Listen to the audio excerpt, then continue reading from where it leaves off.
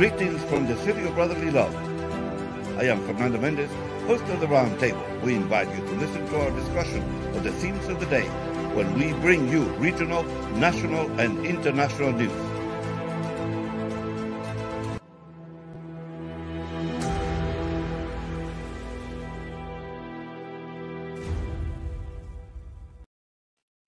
Señores oyentes de USA Radio, estamos aquí de nuevo con su programa La Mesa Redonda de Roundtable, desde el corazón de la ciudad del amor fraternal. Les habla Fernando Méndez. Tenemos una invitada especial, Marilyn Rodríguez, controlando la máquina digital, y nuestros invitados especiales, Kelly Lee, Chief Cultural Officer of the City of Philadelphia. She was appointed by Mayor Kenney. She leads the city Philadelphia Office of Arts, Culture, and the Creative Economy, which closes the gap in access to quality cultural experiences and creative expression through the support and promotion of arts, culture, and the creative industries. So, thanks to Kelly, and full disclosure, we are friends. We've been friends for a long time. And neighbors. And neighbors, and Kelly has quite an impressive resume, and thanks to Kelly, we have a special guest today. She helped me to secure the presence in our program of Warren Ori, who is, well, I will let Kelly tell us who he is, but he's quite a personality. He's a composer, a bassist, educator, he's a producer, and I had the opportunity of meeting him recently at a concert. So, Kelly, welcome to our program, and again, thank you for bringing Warren Ori to my attention. Yeah, you're welcome. What Fernando's referring to is that a group of us had the pleasure of going to Woodmere Museum in Chestnut Hill for an outdoor concert where Warren and his group, the Arpeggio Jazz Ensemble, was doing performances by Bob Marley. So it was a really great event. And one of the things that we love about the Arpeggio Jazz Ensemble, and we work with them often, is that, you know, they bring people together. I mean, just when we sort of look at the diversity of people who are at that event, sort of sitting in lawn chairs and sort of having this great cultural experience together, you know, it was a great moment. And actually, it's interesting because we started doing live events again in April during Jazz Appreciation Month, and the Arpeggio Jazz Ensemble, they were one of the first groups that we booked, and they did a performance at the Cherry Street Pier. And it was very emotional. You know, the band was so excited to be in front of a live audience again, because that was one of their first live performances. And being in the audience, like that was our first sort of venture out, after being in, lockdown for about a year. So, yeah, and that's the point of music. That's the point of arts. It brings people together. It brings joy. And we need that now more than ever. Yeah, well, I hope that continues, because now we have a sort of a resurgence of COVID with a new version of it, the Delta version, and it's causing a lot of trouble, especially in some of the states where there's a large number of people unvaccinated. So that's a big problem. Yeah. Anyway, so before we go on, I'll bring Warren's bio notes. I mean, it's huge. I mean, it's very long. Book about this man. In 1975, he joined the group Weusi Mutrubi. And in 1979, he started the group that he leads today, the Arpeggio Jazz Ensemble, which Kelly mentioned. In addition to performing with Arpeggio, Warren has toured and recorded with Jamaluddin Takuma and Basso Nouveau, Khan Jamal. Bueno, es una lista muy larga. Es a long list of performances. He has toured Europe, South America, the Caribbean, and throughout the U.S.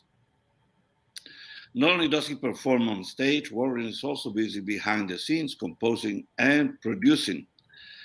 He was co-producer of the 2003 Philadelphia Jazz and Poetry Festival. Wow, I remember that. That was a big event. And from its beginning to the end, he was producer, designer, and artistic director of the West Oak Lane Jazz and Arts Festival. So he has he's been on the cultural scene in Philly for a long time, and great highlights of his pedigree, his bio is just amazing. And so we're proud to have him, and we're waiting for Warren to join us anytime, and I think he is, in fact. How you doing? Hello, good morning. Good morning, how are you? Well, fine, thank you. We just made a brief introduction of you and Kelly Lee, who is with us today. Well, and well, thank you for accepting our invitation. Well, it's an honor. You know, I appreciate anything that has to do with the cultural scene, particularly here in Philly. And I appreciate Kelly's, just her drive, her go-to, because she recognizes the true value of culture. And I appreciate you inviting me. I mean, it's just a beautiful thing, and I don't take it for granted. I really dig it. Really do. Well, to begin with, I will say that we were thoroughly, we enjoyed that concept at the museum that we just attended with Kelly and another group of our friends. That was terrific. That was superbly entertaining. And it just, we were happy to have that because, as Kelly mentioned, this was a sort of a return to this type of programming that we missed so much. Yes. Well, I tell you, I know you all missed it, but you better believe we as the artists definitely missed it for a couple of reasons. But it is very medicinal. The arts, whether it's music or painting or dancing, whatever you're doing that's culturally related is like medicine. And I just want to say, before I say anything else, I am so fortunate to work with the people that I do, because they really make it easy for me. They make it, you know, it's one thing to have these concepts, these ideas of, well, I'm going to put on a festival, I'm going to put on this presentation. But then if you have no one to implement it, what's the point? So fortunately, I'm working with people who, not only the artists I work with, but my partner, Graciela, we have our company, Lifeline Music Coalition. And so I'm able to work with people who, like me, don't have a lot of time. And so I can call up the sax man and say, hey, man, I want to do this thing on Cannonball. So blah, blah, blah. And next thing I know, 2 in the morning, I'll get this phone call and it'll be like, bop, bop, dee, bop, do that. And it'll be like, well, what do you think? I say, that's cool, because he knows I'm up, you know? So, I mean, it's just, it's a great time. And so to be back on the scene and again, spreading medicine is just beautiful. I really, really am happy about it. Very, very happy. So Warren, let's because I always do things backwards in my shows. So that's all right. That's cool. Are you originally from Philadelphia? Yes, I was born in Philly, but I spent like the first maybe 20 years here. Did a little time in the military, and then when I got out, I moved to New York for about a year, and I traveled around to New Orleans and stuff like that. But which is interesting, during this time I wasn't playing music. I didn't start playing music till I was 25 years old, because without getting into too much detail, I was a crazy man on the streets. Shocking, Warren. That is just hard to imagine. So I was that guy where you might have walked across the street if I was coming your way. But but the music at age 25, I was coming out of some serious problems. Uh, uh, and I met this guy. I didn't meet him. I peeped into his store. He had a record store at 52nd and Larchwood called Soul Brothers Productions. And it was a record store. But he was a piano player, and he had this little upright piano in it. So I just peeked in there, and you know, he turned around, looked at me. He said, "Oh, you play?" I said, "Nah, man." And he asked me a question that changed my whole life. He said, "If you could play, what instrument would you play?" Now, prior to this, now again, I'm 25, so I was old enough to have gone in clubs and everything. So prior to this, I would go check out jazz bands, and I always liked the bass player. To me, the bass player was the coolest cat on the bandstand. And I mean the upright bass, the real bass, I call it. And I would always go to these clubs and I'd see the bass player. I'd be like, whoa, man, look at this guy. He's so cool. So I told this guy, I said I would play a bass. And then he said, so why don't you get one? And I'm like, oh, wait a minute. First of all, man, I'm 25 years old. I don't know that you act like you telling me to go down the street and get a pack of chewing gum or something. You know, I mean, I wouldn't even know where to get a bass. So he just kind of scrutinized me for a minute. Then he said, well, I guess you don't want to play. Now that thing hit me like a brick. And I went back. I was living at an apartment in 49th in Baltimore. I went back to my apartment. And I thought about this for like 2 weeks. So I go back to this guy's store. I said, where would I get a bass? And he said, oh, you changed your mind. I said, and he said, I'll take you to this place at 12th and Federal called DeLuca & Sons. And I walked in there with him and I saw these basses. And this one bass, she looked at me and I looked at her and she said, come here. And I went over to her and I touched her. And we've been together ever since. And it was love at first touch. Let me tell you. Warren, the question is, why didn't you pick up a smaller instrument? You know, like I said, to me, they didn't. I often, believe me, I ask myself that same question now when I have to walk 2 blocks to get into the club, you know. But it was just the bass to me always fascinated me. And I'm going to be honest, it wasn't so much the sound, although, of course, I loved the sound of the bass. But it was that look. It was that swag that these bass players had. I said, oh man, that's what I got to do. So, but when I went over and touched that woman bass, when I went over and touched her, I knew it was more than the look. It was the feel. Because as soon as I touched her, it was almost like as if she said, where you been? I said, where you been? You know? Warren, it's so funny that you describe it that way, because when I was laughing with Fernando and his wife and our friends when we were watching you at Woodmere, and it's like you have a relationship with your bass. Like, I think I even joked with you. I was like, how does he make everything sound so raunchy? You know? And now that you describe your introduction to the bass, it's all coming together now. You know, that's that unique arpeggio Warren Ory bass sound is the sound of your love with this instrument. That's it. I love it. It's honesty and it's raw, you know. And now I'm gonna tell you something that's interesting about the bass.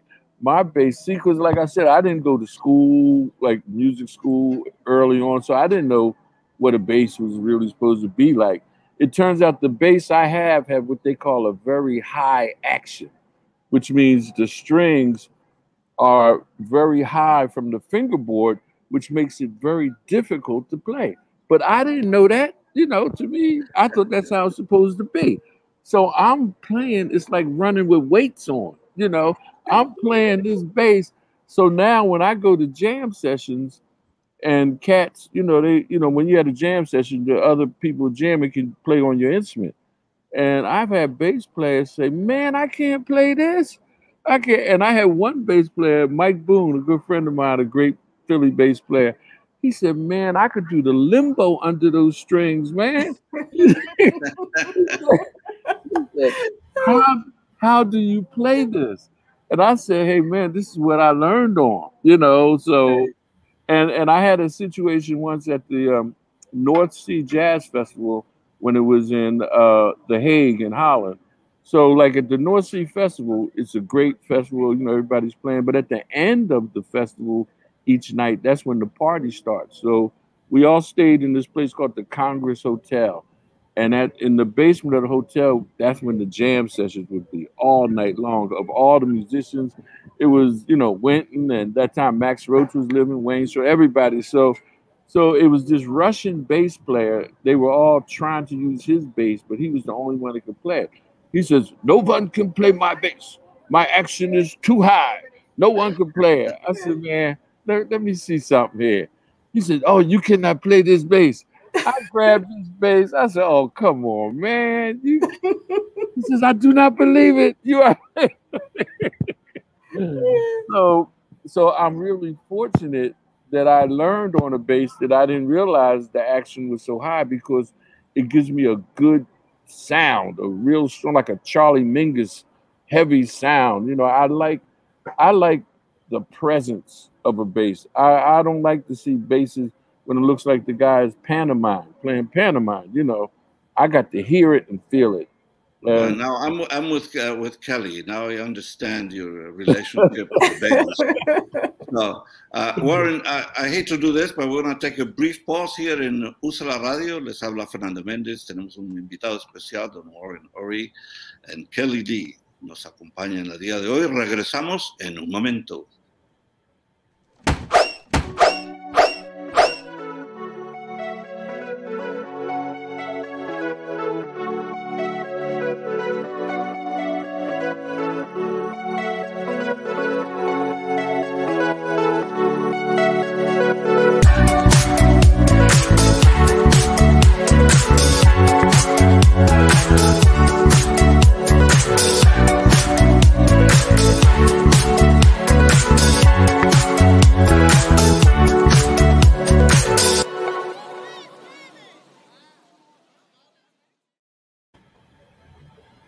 Señores oyentes de USA la Radio, estamos aquí de nuevo con su programa La Mesa Redonda. Les habla Fernando Méndez. Tenemos dos invitados especiales, doña Kelly Lee, de la ciudad de Filadelfia, directora de Artes y del Consejo de Negocios. Y también tenemos a don Warren Ory, un compositor, músico, educador, productor. This is one of those things that it would take me forever to introduce Warren and all the things that you do. But just the brief description of you being a bassist, composer, educator, producer. So, Warren, the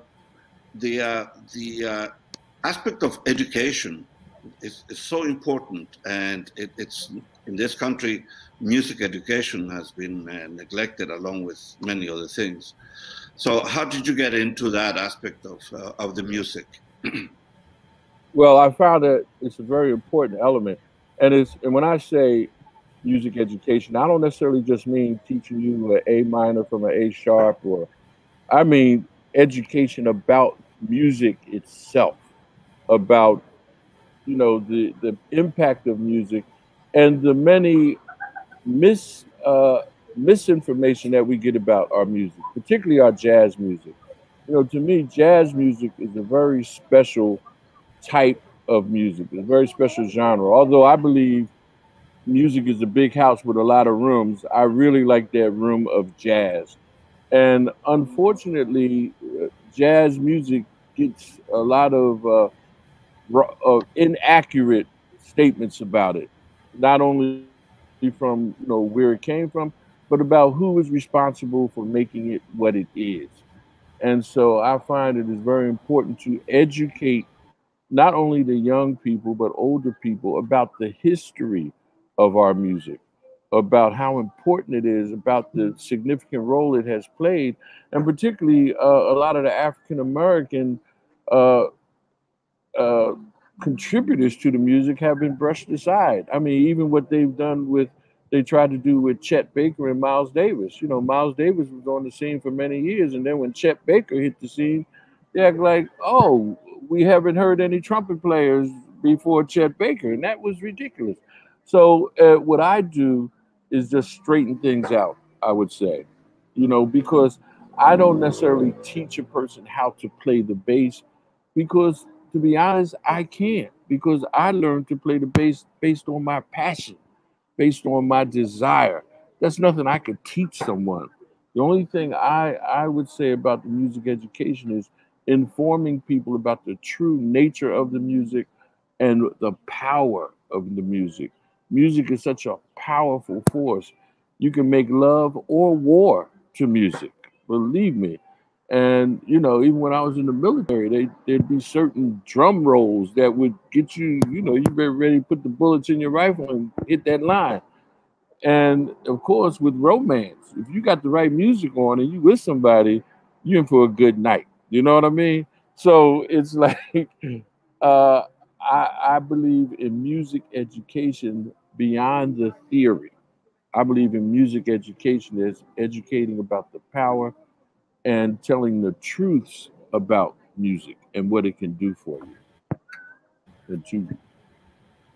Yeah, so in that aspect, you are a good ambassador for the United States when you go around the world with your music, because there's no language that need to be translated, and so the music speaks for itself, and especially jazz that is so recognizable as, especially as American music. Yes, and I find that to be so true because I've been in countries, well, although I do try to learn just a little bit out of respect for the country I'm in, you know, like how to say how you doing and how's everybody. But for the most part, the music, I watch the faces of the people we're playing in. The first time we went to Brazil, it was just unbelievable the way they treated us. And see, we don't go there trying to copy the other people's music, but we do incorporate it.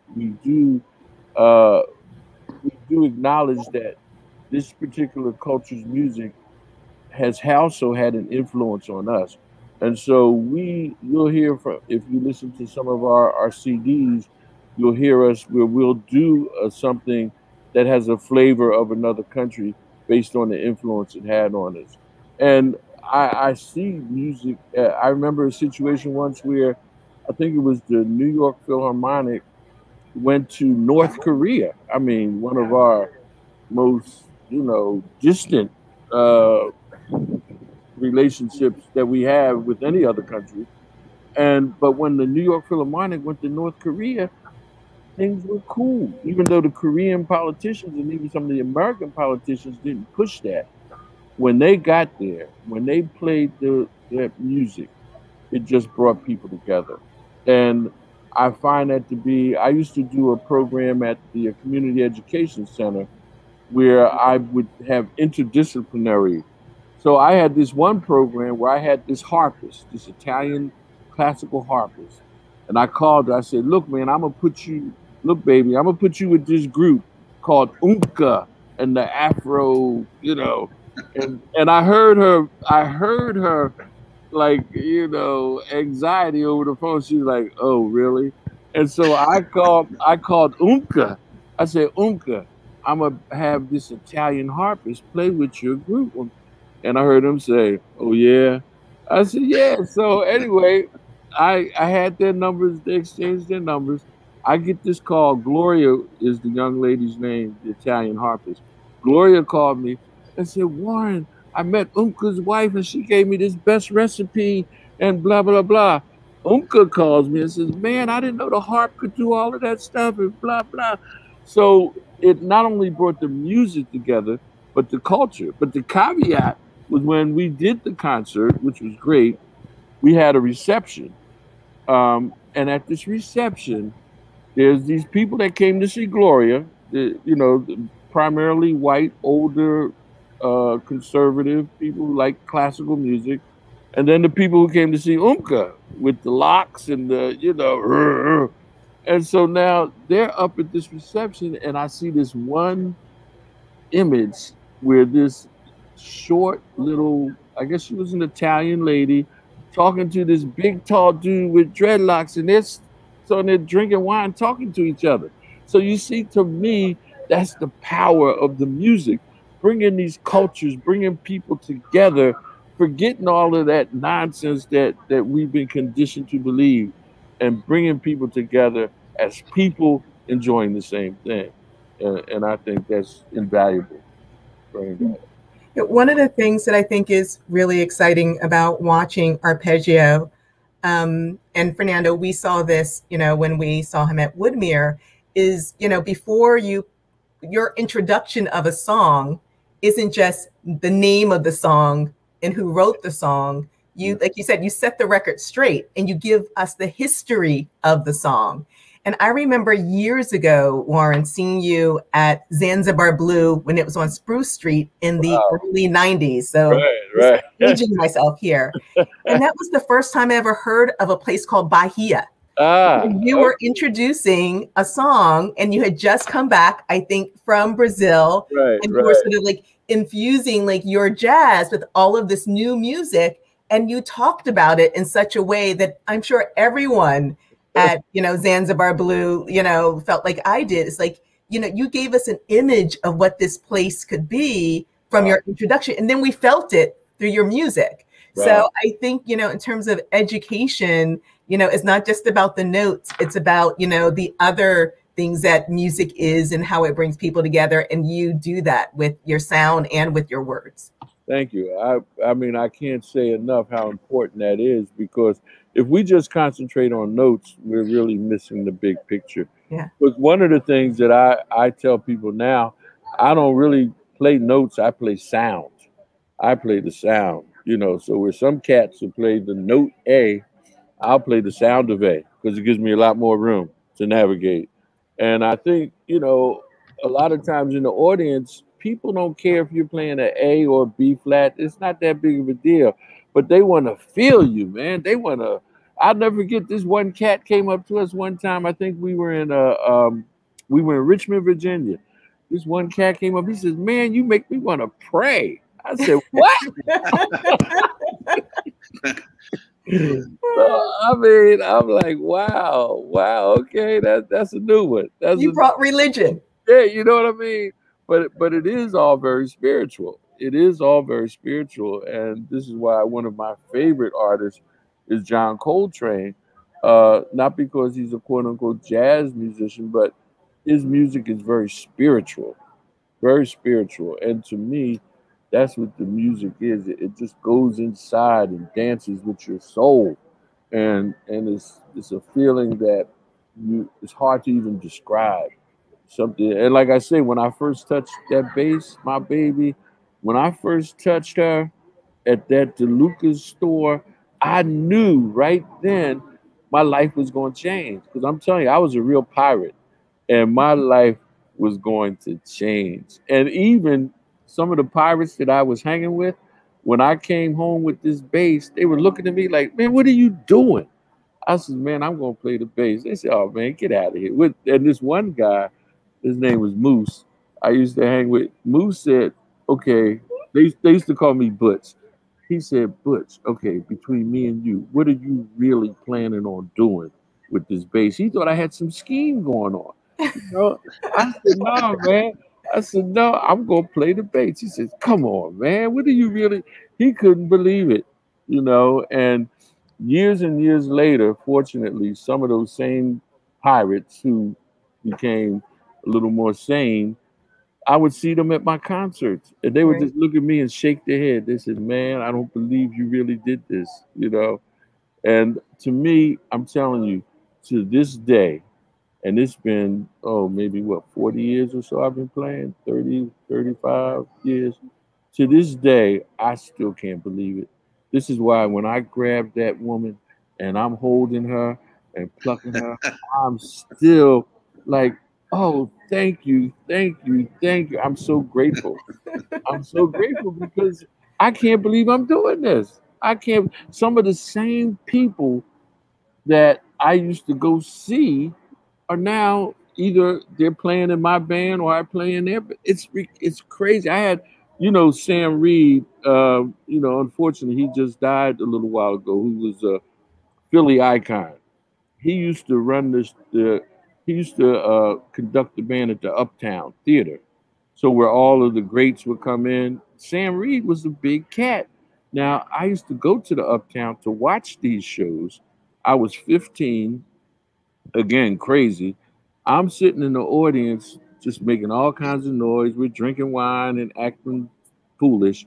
Sam Reed goes to the microphone and says, "We will start as soon as somebody get these fools out of here." So, so, so now here we are, many, many years later. I said, Sam. Now Sam is playing. I had the Philadelphia Jazz Orchestra, Philadelphia Freedom Jazz and Freedom Orchestra. Sam is in my orchestra.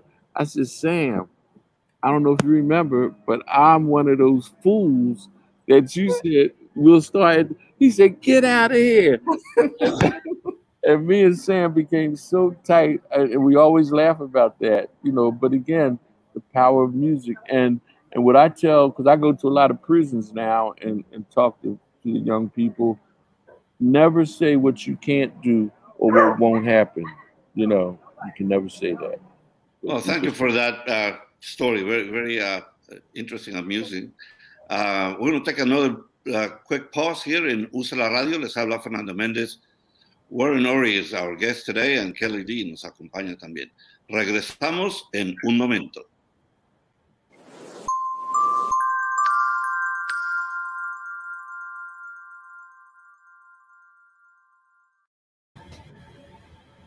Bueno, señores oyentes de Usa la Radio, estamos aquí de nuevo con su programa La Mesa Redonda. Les habla Fernando Méndez, Marlon Rodríguez dirigiendo las actividades aquí. Tenemos un invitado especial, músico Warren Ory y nuestra compañera y amiga Kelly Lee. Warren, the personal stories is what Kelly mentioned before, that each time you introduce a song, you sort of had a story to tell us, either about the song or the composer or the musician. And you also had one of the people who played with you, very charismatic fellow. I'm sorry I don't remember his name, but he went into the audience and you said, see, that's what you do. You have the charisma to go in and touch the people close up. Right, that's Roy Richardson is his name. He was terrific. Yeah, and he's a very multi-talented artist. I mean, not only does he sing, he plays flute, saxophone, and he just loves what he does, as it's so obvious. And he's not like a permanent member of the group, but I use him all the time when he's available, and for particular shows like the Bob Marley show, and we did a program on Gil Scott-Heron. And we just did one on Sam Cooke last week, and I used him for that one as well. So that's why I say I'm so fortunate to know so many talented and passionate people. And they just make it so easy. I can really have fun. I can go to the park and write my music and drink my coffee and not worry about, oh man, I hope he gets this right. I hope, because first of all, I don't worry about that anyway. You know what I mean? It's going to be what it's going to be. You know what I mean? But it's nice to have, I call them my insurance policy. I mean, I really know working with these guys. Like my sax player, he's new to the group relatively. He's been with us about 3 years. He's from Wilmington, North Carolina. His name is Larry Price. And he just brings that Southern sound, that Southern soul, collard greens and ham hocks and shrimp and grits. You know, he brings that sound to the music, and I really can feel it when he blows, man. I'm like, go ahead, do your thing, brother, because I feel that. I feel all of that, and I encourage the cats. You know, there are some group leaders, for whatever reason, I don't know, insecurity, whatever, that they don't want to be outshined. Like they don't want anybody in the group to get more applause than them or to sound better than them or whatever. Me, I welcome it. Come on, man, do it. Do it. Like when Miles Davis had John Coltrane in his band, you know, people used to say, you know, man, you need to get that guy out your band, John Coltrane, because he's playing too long. He sounds crazy. And Miles said, Miles said, "Just leave him alone. That's what I want. Just leave him alone. That's what I want." And you know, absolutely. That would be like eliminating or trying not to say to someone, "Do not listen to John Lennon because he makes too much noise in the background." You know, right? So, Exactly. Yeah, that's great. So is Coltrane one of your big influences? And you have, you know, you probably have other influences besides. Also, you mentioned traveling around the world, like Brazil and that. Other influences from other places, other musicians besides Coltrane. Oh yeah, yeah. Another one, a guy from India, Ravi Shankar, who he played the sitar, and it's like a 15-string guitar, and I mean, I like him. And again, I like most of these people, not so much because of the technical prowess, but because of their spirit, because of their what they give when they're performing, and how they feel, you know, because they're at the point where they're closing their eyes and like, for instance, something that I never do, and I don't do this out of arrogance at all, but I never ask the audience when I finish, "How did you like the band?" I never do that, because it's not that I don't care how they like the band, but because I know we're all on such personal but collective journeys when we're playing. You may not be able to feel what we feel, but we hope that you're feeling something. I don't know if that makes sense, you know, but it's so. Ravi Shankar, I first saw him when I was in France, and it blew my mind. Another cat I like is Pancho Sanchez, great percussionist from Cuba, and but one of the strongest bass players that I like is Charlie Mingus, because Charlie Mingus not only could play, you could hear Charlie playing the bass, you know, and of course, like I said, I like a powerful bass. But not only that, Charlie stood up for what he believed in. So, Warren, how do you compare today's music to the way when music was when you started playing your bass? I think it's become too technical, you know, not enough human elements in it, too many reliance on machines and computers. I mean, I've been to some gigs where I saw cats come out with computers instead of instruments, you know, and so they're programmed, too much programming, too much striving for perfection. That to me is ridiculous. First of all, to me, perfection is boring. If something is perfect, then there's nowhere to go. What else are you going to do? What else can you strive for if it's perfect? Now, I believe in doing the best that you can, but I'm not going to try to be perfect. And so they use these machines to get these perfect beats, these perfect sounds, these perfect melodies, and then I'm snoring and somebody else is sleeping. You know, I remember I took a young lady once to see, I'm not going to name the band, but I took a young lady once to see this orchestra that came to the Kimmel Center.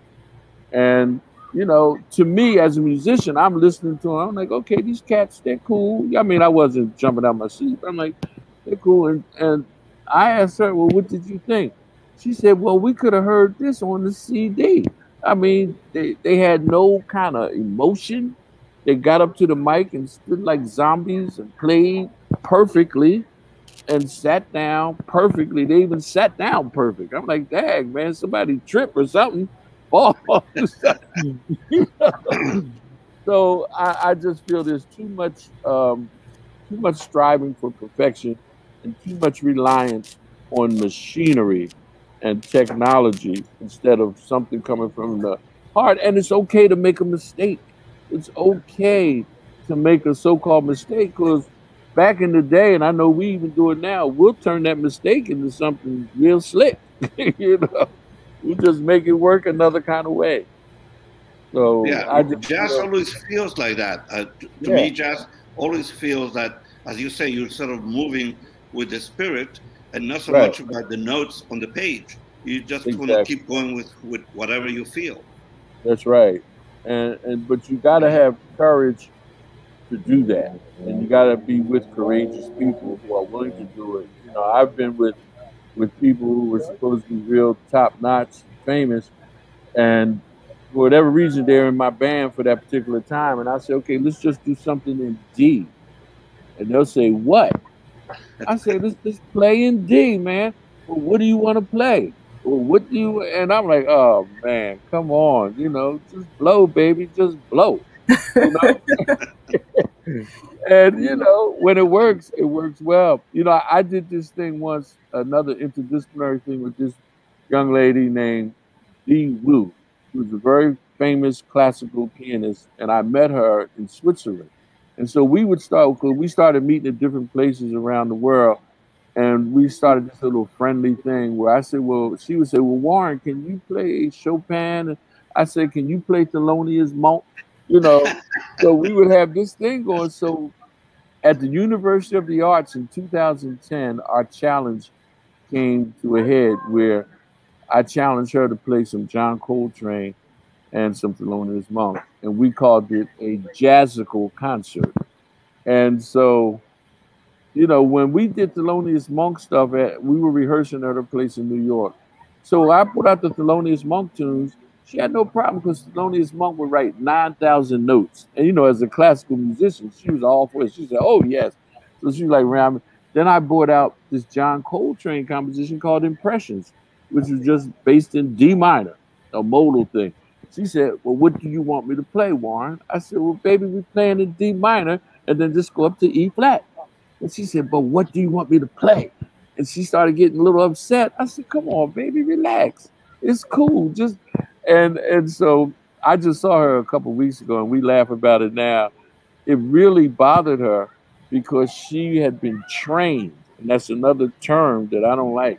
But she had been trained to play only what she sees and not what she feels, and that's terrible. That's terrible. You know, yeah, classically trained musicians are taught to be very disciplined, you know, oh yeah, rules and all that. So that's the thing about jazz. It's sort of there's a great freedom to do what you do. Yeah. So yeah. I want to ask Kelly. So how did you actually meet Warren for the first time? How do you? Yeah, I think it was from when I was, you know, going to Zanzibar Blue in the early 90s on Spruce Street. They played in the jazz club, and I was really lucky. Like, Zanzibar Blue was centrally located between where I worked, because I was working at Jefferson University, and where I lived. So I used to go there for lunch, and they weren't open for lunch, but I used to go anyway, and they used to feed me lunch. Those Bynum brothers, you gotta love them. Yeah. And then I used to go back in the evenings, and you know, that was a whole new experience for me. You know, I'm in my early 20s, going to this jazz club by myself, great time, just like sitting at the bar and listening to this music. I think you were there on Thursday nights. You Yeah. and then Juanita Holiday used Right. to, you know, perform with you. And so that's how we met. And then just sort of seeing him throughout the years. And then when I started working with the Office of Arts and Culture in 2016, and we were doing Jazz Appreciation Month, you know, we wanted to make it bigger and better. And of course, you know, I called Warren, and we had this big kickoff meeting with all of these different folks involved in jazz, whether or not it was jazz education, musicians, right, jazz clubs. We had a big meeting and figured out how can we elevate Jazz Appreciation Month in Philadelphia in the month of April. And we've been working together ever since, not just in the month of April, but just throughout, because jazz is appreciated all year round. Yes. You know, not just in one month. And you know, his band never disappoints. You know, they make people feel the music, and you can put them in any, you know, any sort of location in any neighborhood, and you know, people love them. Well, so Warren, you have mentioned the other ensembles that you have conducted and so on. But you are interested in an outreach to the Latino community and the Asian community. So that's one of the things Kelly mentioned, but whatever commitments you have at present is to extend your your playing, your influence, your contacts to the Latino community? Yes, well, with the Latino community, we worked closely at a time with Congreso de Latinos, with bringing, the sounds of what is called Latin jazz to what is called mainstream jazz. And I worked for a long time with Jesse Bermudez, and also with, matter of fact, a cat that I just worked with Saturday, Edgardo Cintron, and you know, talking about how to blur these lines, how to blur these hard, bold lines that exist between different styles, different genres, and even different regional, even countries that exist between the music, how there is a connection. And I know one of the first to do that, which is another thing I like to clear up. Again, not knocking anybody, but everybody gives credit to Stan Getz, but it was Dizzy Gillespie who really broke that barrier between the Afro-Cuban and the jazz music. Him and a Cuban percussionist that he worked with, Chano Pozo. I mean, they really broke some records and broke through the lines on doing that. And like I said, it's not just the music that becomes a benefit that benefits from this, but it's the cultures itself. It's the trading of recipes. It's the learning each other's language. And we're doing something now with the Chinese community I'm really happy about. There's a guy by the name of Zhang Lu. I'm sorry if he's listening. I'm sorry, man. But he plays something called the sona, which is like a trumpet. And he came into a presentation I was giving once. He had heard about us, and he came down from Boston and brought his sona. And I really dug this cat's courage. I mean, he said, "Oh, do you mind if I?" And I said, "Well, man, I don't know what you sound like, but let's see." And I had him go out in the hallway and blow a few notes. And that's all I needed to hear. I said, "Oh, this cat is cool." He's all right. So we brought him up on stage a little later on in the concert, and he was killing it.